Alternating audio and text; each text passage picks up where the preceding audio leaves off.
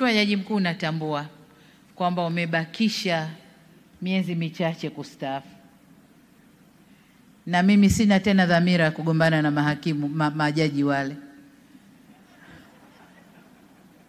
na dhamira ya kukuacha ukapumzike. Kwa hiyo waheshimiwa majaji, jipangeni tu, jaji anakwenda kupumzika. Lakini Mheshimiwa Jaji Mkuu, niseme umefanya mageuzi makubwa ya mahakama yetu,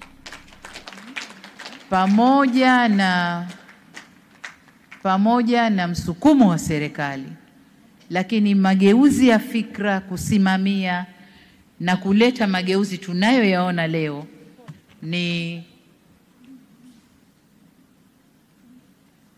mabadiliko makubwa sana ndani ya mhimili huu. Sasa Katibu Mkuu Kiongozi, nimekuona huko hapa.